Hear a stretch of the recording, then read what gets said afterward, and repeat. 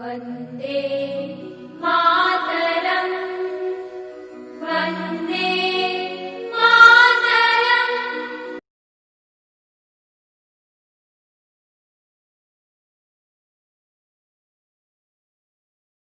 Hello friends, मैं अभिमन्यु आप लोगों का स्वागत करता हूं अपने इस YouTube फैमिली में। आज हम लोग अपने जो उपराष्ट्रपति की क्लास थी उसको आज हम यहाँ पे देखने का प्रयास करेंगे। इससे पहले यार मैंने जो टॉपिक कवर किए हैं उसको आप प्लीज जाकर के पहले जाकर के वीडियो उसको देखो। उसके बाद जो भी उसमें कुछ समझ में नहीं आ रहा है उसको आप प्लीज कमेंट बॉक्स में किसी भी प्रकार की कोई क्वेरीज है आप लोग पूछ सकते हैं, बेझिझक पूछ सकते हैं, एनी टाइम, कभी भी, ठीक है। लेकिन उससे पहले मैं ये बोल देना चाह रहा हूं कि अगर मेरा कोई भी भैया मेरा पिछला वीडियो नहीं देखा तो प्लीज रिक्वेस्ट है यार, डिस्क्रिप्शन में उसका लिंक पड़ा हुआ है, आप लोग वहां से जाकर के सारी चीजें देख सकते हैं। फिलहाल आज हम लोग देखेंगे उपराष्ट्रपति की क्लास। क्या देखेंगे? उपराष्ट्रपति आज हम पढ़ेंगे। उपराष्ट्रपति चैप्टर जो है हमारा, एम लक्ष्मीकांत की बुक जो है हमारी, उसमें का एक चैप्टर हम पढ़ेंगे। क्या?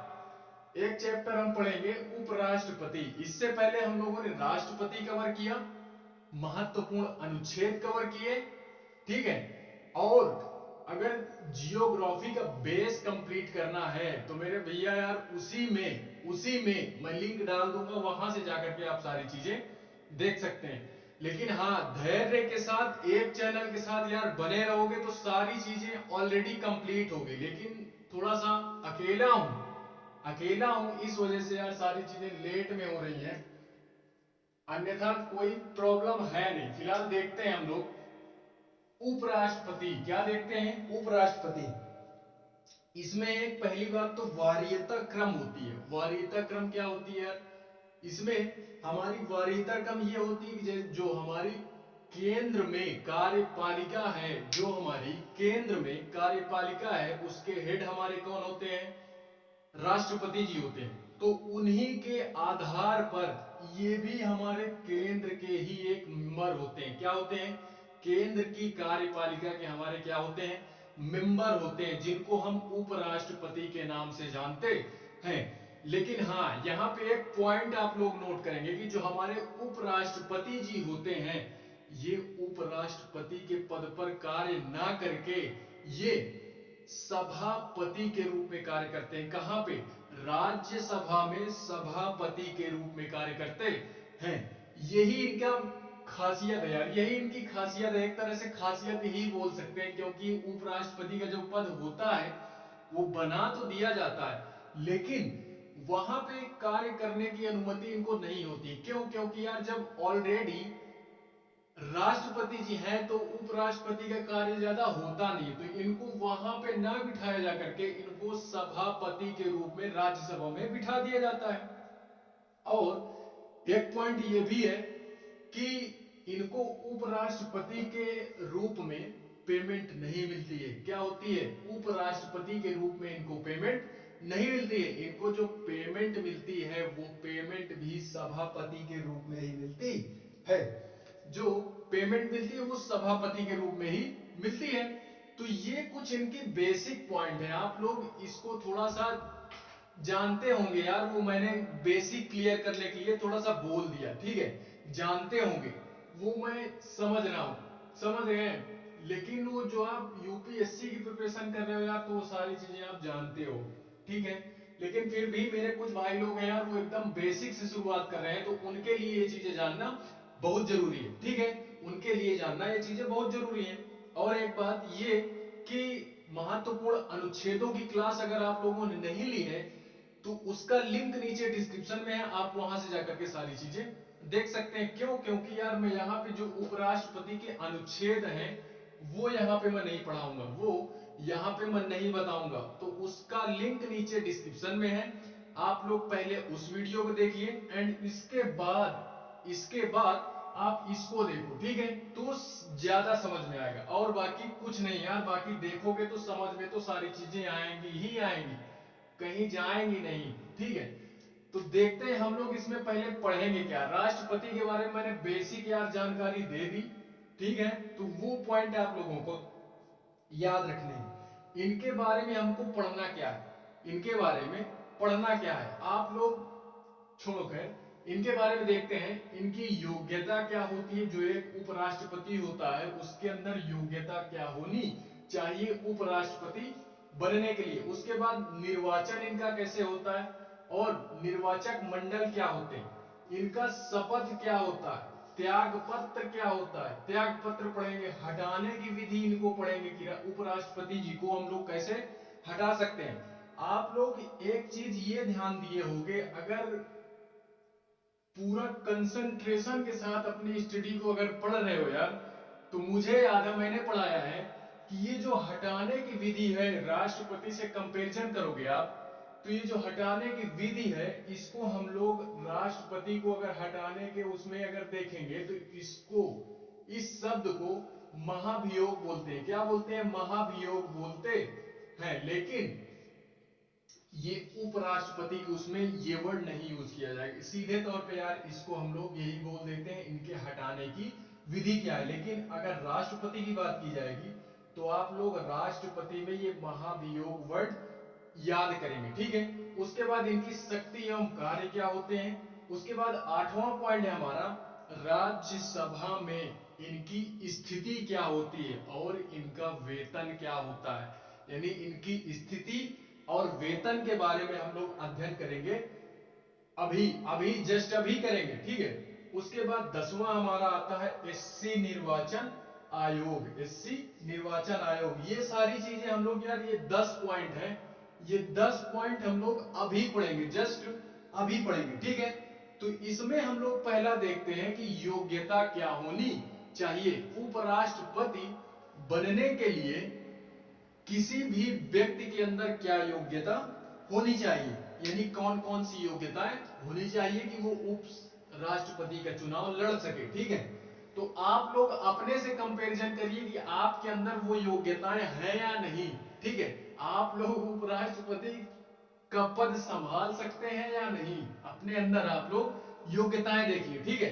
तो मैं इसकी योग्यता, पहली योग्यता क्या है, इसमें हम लोग योग्यता में देखते हैं। पहला क्या होता है, पहली बात तो यार भारत का नागरिक होना चाहिए सारी चीजों में। यार इंडिया में रह रहे हो तो जाहिर सी बात है भारत का ही नागरिक होगा, तभी वो किसी भी पद पे, किसी भी पद पे, कोई भी हमारा बड़ा से बड़ा पद है, भारत का नागरिक है तभी न बैठेगा। सीधी बात है यार, जाहिर सी बात है यार, भारत में रह रहे हो तो भारत के नागरिक हो ही आप लोग, ठीक है। तो पहला पॉइंट इसमें कि भारत का नागरिक होना चाहिए। दूसरा पॉइंट, 35 वर्ष की आयु कंप्लीट कर चुका हो, ठीक है। 35 वर्ष की आयु कंप्लीट कर चुका हो। तो इसमें यार हम लोग थोड़ा सा छोटे हो जाते हैं, इसमें मैं आप लोगों की बात तो नहीं कर रहा हूं, मेरे हिसाब से ये मैं छोटा हो गया इसमें। तो पहली कैटेगरी तो मेरी गई, ठीक है। पहला ये तो मिल गया मेरे अंदर कि हाँ भारत का नागरिक हूं, ठीक है, राष्ट्रपति का चुनाव लड़ सकता हूं। लेकिन दूसरा पॉइंट भी इसमें मैं थोड़ा सा पीछे हो गया, 35 वर्ष की आयु इसमें कंप्लीट होनी चाहिए। 35 वर्ष से अगर एक भी दिन कम हुआ, एक भी दिन कम हुआ 35 वर्ष से, तो आप लोग उपराष्ट्रपति का चुनाव नहीं लड़ सकते। क्यों, क्योंकि इसमें बोल रहा है यार कि चुका हो, बोल रहा है कंप्लीट कर चुका हो, ठीक है। उसके बाद तीसरा बोल रहा है, तीसरा कह रहा है किसी लाभ के पद पर नहीं होना चाहिए। लाभ का पद क्या होता है यार, तो ये भी सारी चीजें मैंने राष्ट्रपति में कवर की हैं। राष्ट्रपति में यार ये भी हो, ये भी है, ये भी है एंड ये भी है, ठीक है। सारे पॉइंट, केवल इसमें 2 पॉइंट डिफरेंट है, नहीं तो आप राष्ट्रपति से कंपैरिजन कर सकते हैं उपराष्ट्रपति की, ठीक है। ये कंपैरिजन आप कर सकते हैं। फिलहाल वो बात की बात है, हम लोग इसको अगर पढ़ेंगे तो यार अच्छे से ही पढ़ेंगे, ठीक है। मैं वो सारी चीजें बताऊंगा, लेकिन जो चीजें रिपीट होंगी वो सारी चीजें मैं नहीं बोलूंगा, क्योंकि यार वो ऑलरेडी मैंने पढ़ा के रखी है, तो वो सारी चीजें मैं नहीं बोलूंगा। तीसरा पॉइंट है इसमें, राज्यसभा में चुने जाने के योग्य होना चाहिए। राज्यसभा में यानी जो हमारी केंद्र में संसद है, संसद में 2 पिलर होते हैं, राज्यसभा एंड लोकसभा। तो उसमें से क्या बोल रहा है कि राज्यसभा का मेंबर होना चाहिए, वो राज्यसभा में मेंबर होने के योग्य होना चाहिए। फिलहाल में जब मैं संसद पढ़ाऊंगा, संसद चैप्टर पढ़ाऊंगा यार, तो उसमें हम लोग डीपली अध्ययन करेंगे किसके बारे में, संसद के बारे में, ठीक है। यानी पार्लियामेंट्री सिस्टम है जो हमारी इंडिया में, जो हमारी पार्लियामेंट्री सिस्टम है, उसको हम वहां पे डीपली देखने का प्रयास करेंगे। फिलहाल अभी यहाँ पे आप लोग ये जानो कि जो हमारी राज्यसभा होती है वो क्या होती है, उसमें चुने योग्य होने चाहिए। अगर आप लोग उसमें चुनने के योग्य हैं, चुने जाने के योग्य हैं, तो आप लोग राष्ट्रपति का चुनाव लड़ सकते हैं, ठीक है। उसके बाद चौथा हमारा आता है कि किसी लाभ के पद पर नहीं होना चाहिए। लाभ का पद हो गया यार, फॉर एग्जांपल कोई गवर्नमेंट जॉब हो गई, ठीक है। किसी भी प्रकार के गवर्नमेंट जॉब में आप नहीं हो। पहली बात यार, आजकल कौन है गवर्नमेंट जॉब में, आप बोलो। आजकल गिने चुने व्यक्ति ही गवर्नमेंट जॉब में हैं। तो यार ये भी फिलहाल में सबके पास ही ये योग्यता है, सबके पास ये योग्यता है कि लाभ के पद पर नहीं है, वो गिने चुने लोग हैं लाभ के पद पे, ठीक है। तो 50% से अधिक अगर कंपैरिजन की जाए तो 50% से अधिक जनसंख्या ये है इसके पास ये एबिलिटी मिल रही, ये योग्यता मिल रही, ठीक है। उसके बाद पांचवा है हमारा, पांचवा इसमें क्या बोल रहा है कि 20 प्रस्तावक एंड 20 अनुमोदक, ये सबसे बड़ा मेन पॉइंट हो जाता है। नहीं सारे व्यक्ति उपराष्ट्रपति का चुनाव लड़ सकते हैं, ठीक है। केवल यही एक डिफरेंट बना देता है कि 20 प्रस्तावक एंड 20 अनुमोदक होने चाहिए। राष्ट्रपति में कितने थे, राष्ट्रपति में थे 50 प्रस्तावक एंड 50 अनुमोदक, अर्थात 100 लोगों का सपोर्ट होना जरूरी है। जो हमारे 100 सांसद और विधायकों का सपोर्ट होना जरूरी है, अगर आप लोग नॉमिनेशन करा रहे हैं तो, ठीक है। तो इसमें भी ये बोल रहा है नॉमिनेशन के टाइम पे अगर आप लोग अपना नामांकन करवा रहे हैं तो उस समय आप लोगों के पास 40 लोगों का सपोर्ट होना चाहिए, 40 लोगों का सपोर्ट होना चाहिए। किसका सपोर्ट होना चाहिए, किसका सपोर्ट होना चाहिए, 20 सांसद और 20 विधायकों का अगर सपोर्ट आपके अंदर है, आपको 20 सांसद और 20 विधायक सपोर्ट कर रहे हैं, तो आप लोग यार उपराष्ट्रपति का चुनाव लड़ सकते हैं। लेकिन हाँ, वो कौन होने चाहिए, वो प्रस्तावक एंड अनुमोदक, यानी जो विधायक हैं हमारे या सांसद हैं हमारे, वो कहां के होने चाहिए, वो निर्वाचक मंडल के होने चाहिए और दूसरे नहीं होने चाहिए, ठीक है। तो ये राष्ट्रपति चैप्टर में मैंने ये बताया कि निर्वाचक मंडल होता क्या है। फिलहाल अभी इसको हम लोग अलग से पढ़ेंगे, ठीक है। इसको हम लोग अभी अलग से पढ़ेंगे। आप लोग ये पॉइंट याद रखो कि 40 जो हमारे हैं, 40 लोग आपको सपोर्ट कर रहे हैं, तो आप लोग उपराष्ट्रपति का चुनाव लड़ सकते हो। अगर 100 लोग आपके सपोर्ट में हैं तो आप लोग राष्ट्रपति का चुनाव लड़ सकते हो। तो ये एबिलिटी जो है हमारी, एबिलिटी से रिलेटेड यानी योग्यता से रिलेटेड आप ये 5 पॉइंट याद रखेंगे, 5 पॉइंट याद रखेंगे, ठीक है। उसके बाद यार इनका जो निर्वाचन होता है, दूसरा हमारा क्या आता है, निर्वाचन। निर्वाचन क्या होता है, तो यार इसमें इसको भी हम लोग नहीं पढ़ेंगे, क्यों, क्योंकि ये जो इनका निर्वाचन होता है ना, ये same to same president type होता है, ठीक है। जो हमारे राष्ट्रपति जी होते हैं सेम टू सेम जस्ट वैसे ही होता है, तो हम इसको नहीं पढ़ेंगे, इसको हम नहीं पढ़ेंगे ना, मैं पढ़ाऊंगा। आप लोग राष्ट्रपति का जो वीडियो है यार, जो क्लास है, आप उसको अटेंड कीजिए, आपको सारी चीजें क्लियर हो जाएंगी, सारी चीजें क्या हो जाएंगी, क्लियर हो जाएंगी, तो मुझे बताने की जरूरत नहीं है। इसमें हम तीसरा देखते हैं निर्वाचक मंडल। अब हम लोग इसको देखते हैं कि निर्वाचक मंडल होते क्या है, ठीक है। निर्वाचक मंडल यार राष्ट्रपति में मैंने पढ़ाया था, राष्ट्रपति में पढ़ाया था, अगर याद है तो अच्छी बात है, नहीं याद है तो और अच्छी बात है, क्यों, क्योंकि हम यहां पे इसको अब पढ़ने का प्रयास करेंगे। उसके बाद यार मैंने अभी क्या बोला कि निर्वाचक मंडल देखते हैं, क्या देखते हैं, निर्वाचक मंडल। निर्वाचक मंडल होता क्या है, तो राष्ट्रपति की क्लास आप लोग देख लेना यार, तो वहां से सारी चीजें क्लियर हो जाएंगी। फिलहाल में अगर यहां की बात करें तो निर्वाचक मंडल हमारा होता क्या है, निर्वाचक मंडल होता क्या है, तो निर्वाचक मंडल वहां पे सांसदों और विधायकों दोनों की बात की जा रही थी, लेकिन यहां पे हम केवल और केवल सांसदों की ही बात करेंगे। किसकी बात करेंगे? सांसदों की ही बात यार केवल करेंगे। क्यों? क्योंकि यार जो विधायक हमारे होते हैं उनको अनुमति नहीं होती है वोट डालने की, उपराष्ट्रपति पे वोट डालने की अनुमति उनको नहीं होती है। ठीक है, तो इसमें जो वोटिंग करने जाते हैं, जो लोग वोटिंग करते हैं वो लोकसभा के सदस्य होते हैं एंड राज्यसभा के सदस्य होते हैं। ठीक है, लोकसभा और राज्यसभा। अब आप लोग यार ये तो जानते ही हैं कि जो हमारी संसद है उसमें दो पिलर होते हैं, राज्यसभा एंड लोकसभा। ठीक है, तो उसी में जो हमारे सांसद हैं केवल और केवल, अर्थात ये सांसद लोग ही हमारे क्या करते हैं, वोटिंग करने जाते हैं। वो भी कौन? जो हमारे निर्वाचित होते हैं, जो हमारे निर्वाचित होते हैं, सारे वो भी नहीं जाते, सारे वो भी नहीं जाते हैं। ठीक है, तो ये निर्वाचक मंडल से रिलेटेड आप ये एक पॉइंट केवल याद रखेंगे कि दो इसमें होते हैं। क्या होते हैं? निर्वाचक मंडल क्या होता है?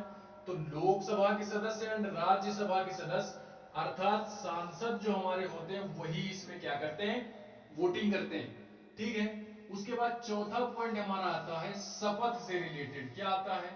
शपथ से रिलेटेड। मैं यार यहाँ पे क्वेश्चन नहीं बता रहा हूं तो आप इसका मतलब ये नहीं समझ रहे हैं यार कि क्वेश्चन आएगा नहीं। ठीक है, जो भी चीजें मैं यहाँ पे बता रहा हूं, प्लीज कह रहा हूं यार, आप लोग पढ़ने के बाद रिवीजन जरूर करना है। क्यों? क्योंकि यार पढ़ने से कोई मतलब नहीं निकलेगा, पढ़ने से कोई मतलब नहीं निकलेगा अगर हम लोग क्या नहीं कर रहे हैं, रिवीजन नहीं कर रहे हैं। तो ये सारी चैप्टर जब खत्म होंगे यार तो एक से एक अलग से क्लास लेंगे जिसमें से हम लोग केवल क्या देखेंगे, केवल और केवल क्वेश्चन एंड आंसर ही हम लोग करेंगे उसमें। लेकिन दूसरे क्लास में मैं यहां पे बता नहीं रहा हूं तो इसका मतलब ये नहीं। ठीक है, शपथ से रिलेटेड, शपथ यानी राष्ट्रपति जो हमारे होते हैं, उपराष्ट्रपति जो हमारे होते हैं, उनको शपथ कौन दिलाता है? तो उपराष्ट्रपति जो हमारे होते हैं उनको शपथ हमारे कौन दिलाते हैं? राष्ट्रपति जी दिलाते हैं। कौन दिलाता है?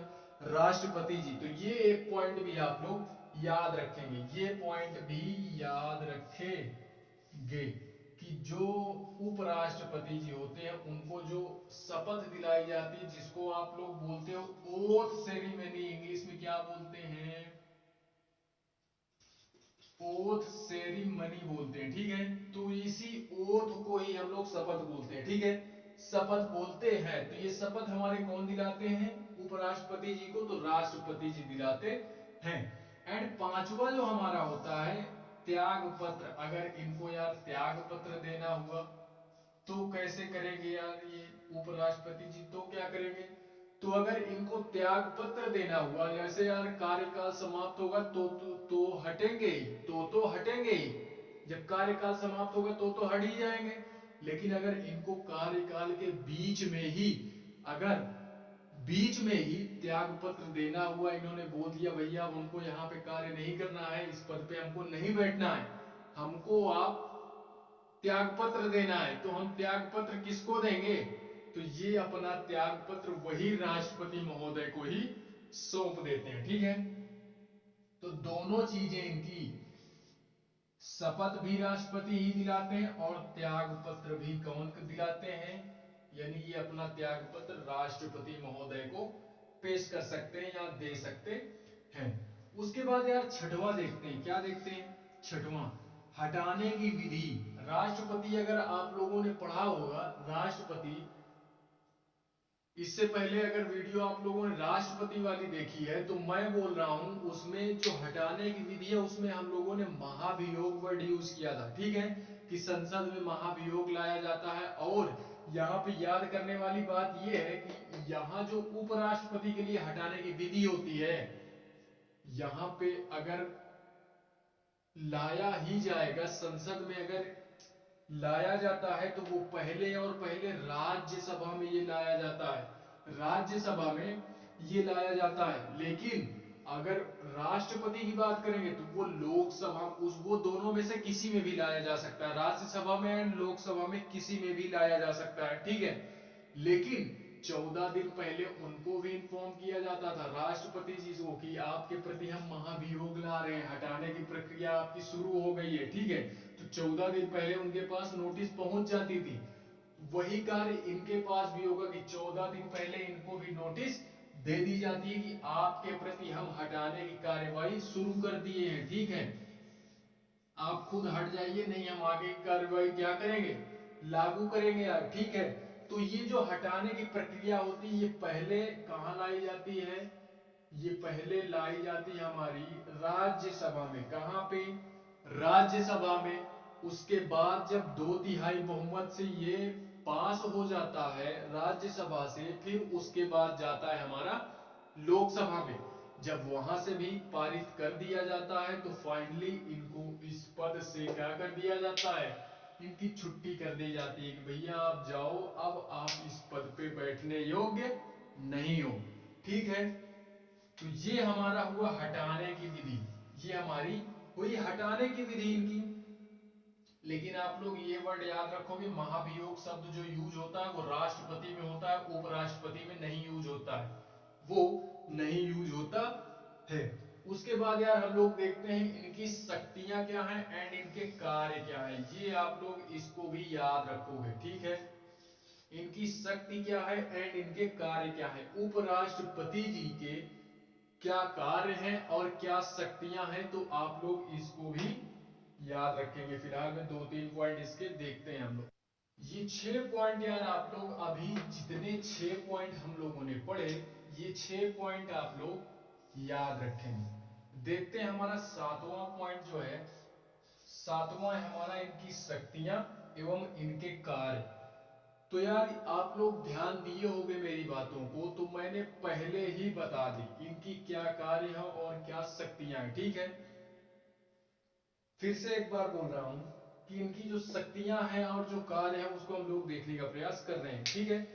तो जो हमारे उपराष्ट्रपति जी होते हैं, जो हमारे वाइस प्रेसिडेंट होते हैं, हमारे इंडिया के जो वाइस प्रेसिडेंट होते हैं यार, उनको उपराष्ट्रपति पद पे ना बिठाए जाकर के इनको सभापति के रूप में, यानी राज्यसभा में सभापति के रूप में बिठाया जाता है। क्यों? क्योंकि यार इन उपराष्ट्रपति का कार्य ज्यादा होता नहीं है, उपराष्ट्रपति का कार्य ज्यादा होता नहीं है, तो इनको उस पद पे ना बिठाया जा करके इनको बोल दिया जाता है कि आप जाइए, आप सभापति के रूप में कार्य करिए, ठीक है। लेकिन यहां पे ये बात नोट करने वाली है कि जब ये उपराष्ट्रपति पद पे होते हैं, पहली बात तो यार सभापति के रूप में कार्य करते हैं। ये क्वेश्चन यहां से यार एक क्वेश्चन बन सकता है, एक क्वेश्चन ये बन सकता है कि जो हमारे उपराष्ट्रपति जी होते हैं उनका बेसिक कार्य होता क्या है, उनका बेसिक कार्य क्या होता है, उपराष्ट्रपति के रूप में कार्य करना, सभापति के रूप में कार्य करना। ऑप्शन ए और बी दोनों सही है, या तो ना तो एक सही है ना तो दोनों सही, ठीक है। तो चारों ऑप्शन में से यार अगर पता है तो मार दोगे, नहीं पता है तो फिर वो सारी चीजें आप पे डिपेंड करती हैं, ठीक है। देखते हैं फिलहाल में कि जो हमारे सभापति जी होते हैं, यानी जो हमारे उपराष्ट्रपति जी होते हैं, इनको सभापति के रूप में बिठाया जाता है। पहला पॉइंट ये आप ये नोट करेंगे। एंड उसके बाद कभी ना कभार मान लो कि राष्ट्रपति जी को कुछ हो जाता है, राष्ट्रपति जी को कुछ हो जाता है या वो कहीं और चले जाते हैं, उनको तबीयत वगैरह खराब हो जाती है या किसी दौरे पे कहीं गए, ठीक है, तो उनका पद खाली हो जाता है, अब उसको कौन संभालेगा।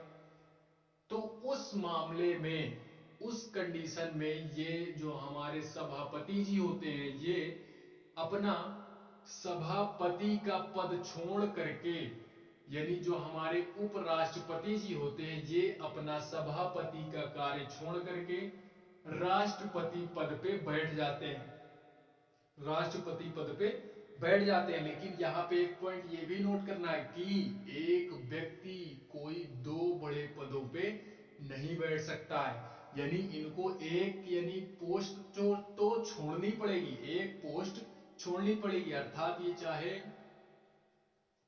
उपराष्ट्रपति का पद छोड़ दें या तो सभापति का पद छोड़ दें, लेकिन दोनों पे नहीं बने रह सकते हैं, किसी एक पे ही बने रहेंगे, ठीक है। तो इनको बोल दिया जाता है, अगर राष्ट्रपति जी कहीं चले जाते हैं तो वहां पे इनको बैठने की अनुमति हो जाती है। लेकिन इनकी जो सुविधाएं होती हैं, जो फैसिलिटीज इनको मिलती हैं, अगर सभापति के रूप में रहेंगे तो उस हिसाब से इनको क्या मिलती है, सारी सुविधाएं, भत्ते, वेतन वगैरह दिए जाते हैं। लेकिन अगर राष्ट्रपति पद पे बैठ गए तो यार वो जैसे जैसे पोस्ट ऊंची होती गई वैसे वैसे फैसिलिटीज, वो सारी चीजें बढ़ती जाती हैं। तो जब राष्ट्रपति के रूप में हो जाते हैं तो इनको राष्ट्रपति के हिसाब से सारी फैसिलिटीज मिलने लगती हैं, ठीक है। लेकिन अगर राष्ट्रपति पद पे बैठे हैं तो इनको, आप लोग जानते हैं यार कि राष्ट्रपति का जो पद होता है उसमें केवल 6 महीने ही कोई व्यक्ति बैठ सकता है। क्यों? क्योंकि यार जो हमारा निर्वाचन आयोग होता है वो 6 महीने के अंदर दोबारा चुनाव करवा देता है। क्या करवा देता है? 6 महीने के अंदर दोबारा चुनाव करवा देता है, ठीक है। तो 6 महीने के लिए ही हमारे जो उपराष्ट्रपति जी होते हैं वो राष्ट्रपति का कार्यभार या उनका पद संभालते हैं। 6 महीने में जब इलेक्शन हो गया तो उसके बाद फिर ये जो हमारे उपराष्ट्रपति जी होते हैं ये फिर अपना सभापति के रूप में कार्य करने लगते हैं, ठीक है। तो इतनी सारी बातें आप इनके कार्य एवं शक्तियों में याद रखेंगे, ठीक है। फिलहाल मुझे तो ऐसा नहीं लग रहा कि कोई बड़ा पॉइंट बता दिया गया है, ठीक है। 2-3 पॉइंट यार मामूली से हैं, आप लोग उसको याद रखेंगे। बेसिक था, ज्यादा मतलब वो नहीं था। फिलहाल इनकी पेमेंट की बात करते हैं, हम लोग इनके पेमेंट की बात करते हैं कि इनकी पेमेंट कितनी होती है। तो जो हमारे राष्ट्रपति जी होते हैं वो मैंने यार इससे पहले वाले क्लास में बताया था जब राष्ट्रपति पढ़ाया था कि राष्ट्रपति की जो पेमेंट होती है वो 5 लाख रुपए होती है। कितनी होती है? 5 लाख रुपए पर मंथ होती है। और अगर उपराष्ट्रपति की बात करें तो उपराष्ट्रपति की हमारी जो पेमेंट होती है वो 4 लाख रुपए होती है। कितनी होती है?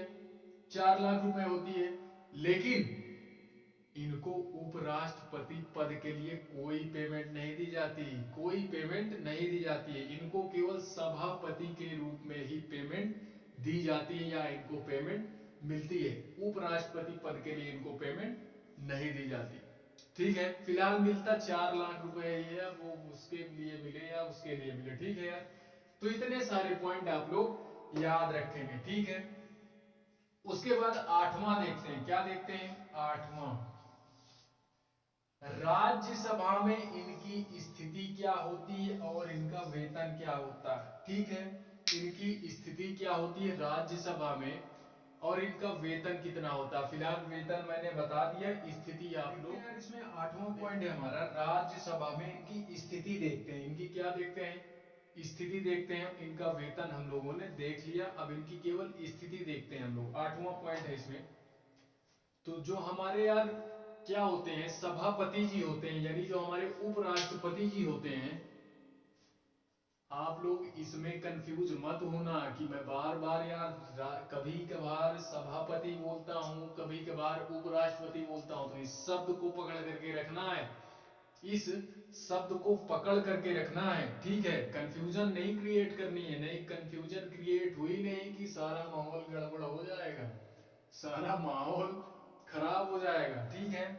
तो देखते हैं इनकी जो स्थिति होती है कहां पे, राज्यसभा में। राज्यसभा में जो उपराष्ट्रपति जी की स्थिति होती है वो केवल और केवल सभापति के रूप में ही होती है। ये राज्यसभा के मेंबर नहीं होते हैं। सबसे मेन पॉइंट इसमें यही है कि जो हमारे उपराष्ट्रपति जी होते हैं ये वहां के मेंबर नहीं होते हैं। मेंबर अर्थात क्या होता है? मेंबर से मेरा मतलब ये है कि ये ना तो सांसद होते हैं ना तो विधायक होते हैं, ठीक है। ये वहां के मेंबर नहीं होते हैं, ये एक केवल और केवल यार सभापति के रूप में कार्य करते हैं, यानी जो हेड होता है ना उस रूप में बैठते हैं। कभी कभार मान लो अगर राज्यसभा में किसी प्रकार के मुद्दे की बहस हुई या वोटिंग वगैरह होनी हुई, जो हमारा निर्वाचन वगैरह इलेक्शन वगैरह होता है वहां पे सदन में, तो इनको यार वोटिंग करने का अधिकार नहीं होता है कि ये वोटिंग कर दें किसी भी पार्टी की तरफ से वोटिंग कर दें। क्यों? क्योंकि यार ये वहां के मेंबर है नहीं ना। वहां के मेंबर अगर होते तो वोटिंग करने में कोई प्रॉब्लम नहीं थी। लेकिन ये वहां के मेंबर नहीं है, अर्थात बाहर के व्यक्ति हैं, सदन के व्यक्ति नहीं है, तो इनको वोटिंग करने का अधिकार इसीलिए नहीं होता है। बाई चांस कभी कभार ऐसा होता है कि आप मान लो दो पार्टियां हैं, party A and party B, ठीक है। दोनों में यार चुनाव हुआ, दोनों में क्या हुआ, चुनाव हुआ, और दोनों में बराबर बराबर मत मिला दोनों लोगों को। पार्टी ए जो है उसको भी 50% वोट मिला, एंड पार्टी बी है जो हमारी, उसको भी 50% वोट मिला। तो यार अब कैसे डिसाइड हो कि जीती कौन सी पार्टी? तो इस स्थिति में, इस कंडीशन में सभापति जी को निर्णायक मत जो होता है, जो निर्णायक मत होता है वो देने का अधिकार होता है। लेकिन अगर ऐसे ही कोई वोटिंग करने का अधिकार हो तो वो नहीं होता है, वो नहीं होता है, ठीक है। इस कंडीशन में केवल और केवल वो क्या कर सकते हैं, अपना निर्णय दे सकते हैं। यानी इनकी वोट जिसके तरफ भी गई वो पार्टी क्या हो जाती है यार, उस पार्टी की बहुमत हो जाती है, उस पार्टी की बहुमत हो जाती है, ठीक है। तो ये सारी चीजें आप लोग याद रखेंगे, ये सारी चीजें आप लोग याद रखेंगे। इससे ज्यादा यार कुछ भी और नहीं है, हम लोग केवल और केवल प्रीलिम्स के नजरिए से पढ़ रहे हैं।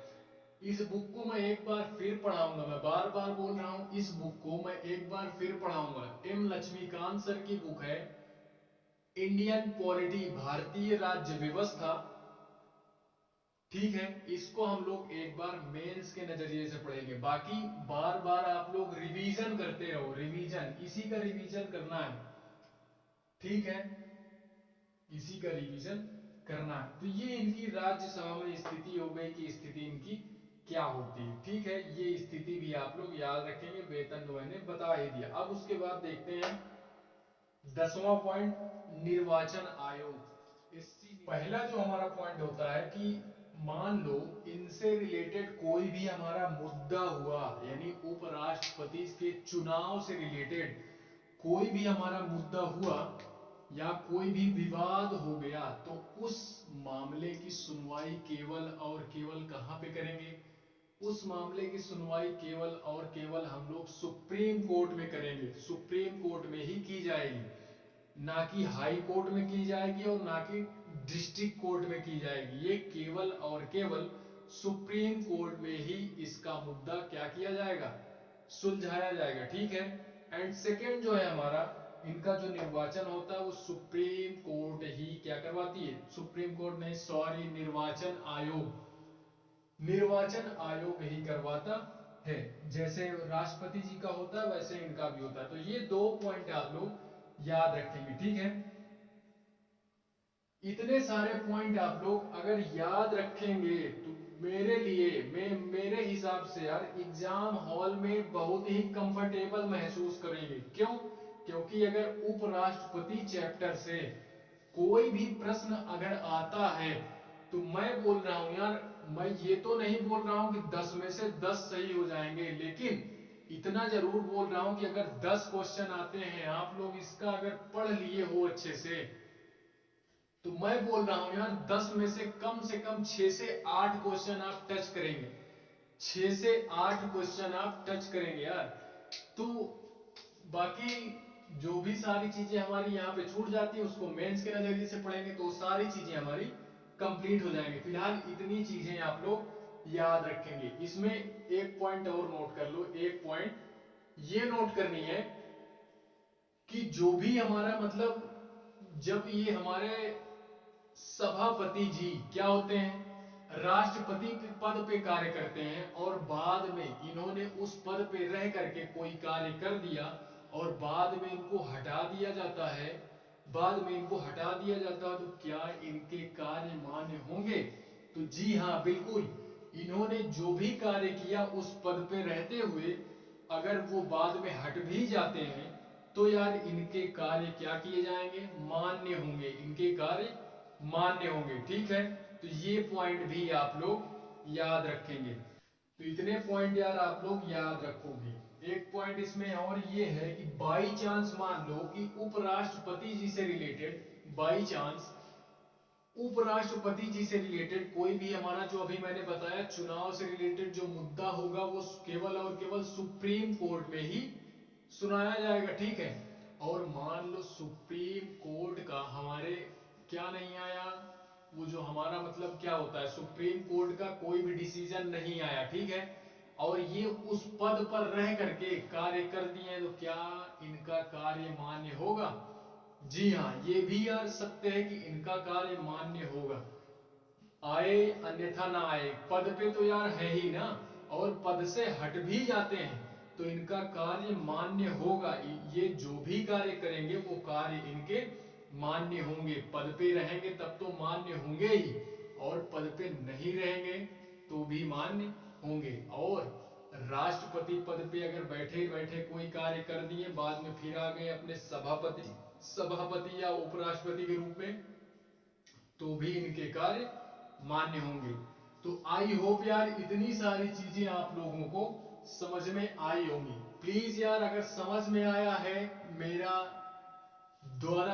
द्वारा बताई गई या दी गई जानकारी अगर पसंद आई तो प्लीज चैनल को सब्सक्राइब करें, लाइक करें, शेयर करें, एंड कमेंट में जो भी क्वेरीज हैं आप लोग पूछ सकते हैं। तो प्लीज यार आई मिलते हैं नेक्स्ट